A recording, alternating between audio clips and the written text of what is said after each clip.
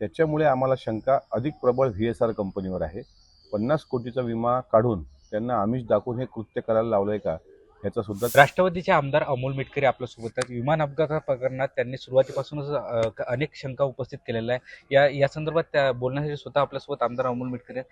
दादा, काल तुम्ही एक ट्विट केलं होतं की VSR जे कंपनी आहे त्यांनी पायलटचा 50 कोटीचा विमा काढला होता. नेमकं असा दावा तुम्ही केला होता. त्यासोबतच पायलटचा सुसाईड बॉम्बर म्हणून वापर केला गेला का, अशी शंका तुम्ही उपस्थित केली होती. नेमकं काय आहे माहिती? VSR कंपनीचे पायलट 2 वेळा बदलल्या गेले. VSR कंपनी ही नादुरुस्त होती, तिच्यावर 1 वर्षापासून बंदी होती आणि असं विमान दादांकरता 28 तारखेला दिलं गेलं. आता हे प्रश्न फार अनुत्तरित आहेत, पण मला जे माहिती मिळाली, डिसेंबर 2025 जितके पायलट त्या VSR कंपनीचे आहेत, त्या सर्व पायलटला 50-50 कोटी रुपयाचा विमा त्या कंपनीकडून उतरवला गेला.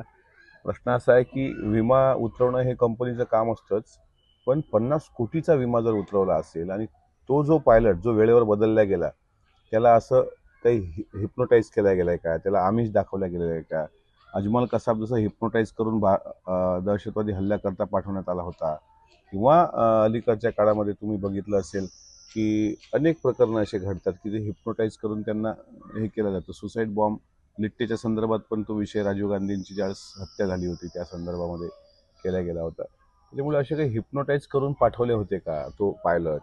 कारण त्याला मेडे कॉल त्यांनी दिला नाही, नंबर 1, आणि त्याला टेक ऑफ घेऊन पुणे एअरपोर्ट कव्हर करता आलं असतं 5 मिनिटात, तेही त्यांनी केलं नाही. त्याच्यामुळे आम्हाला शंका अधिक प्रबळ VSR कंपनीवर आहे. 50 कोटीचा विमा काढून त्यांना आमिष दाखवून हे कृत्य करायला लावलंय का, ह्याचा सुद्धा तपास झाला पाहिजे. आणि ह्याकरता माननीय मुख्यमंत्री देवेंद्र फडणवीस साहेबांचा मंगळवारचा दुपारचा वेळ मी घेतलेला आहे.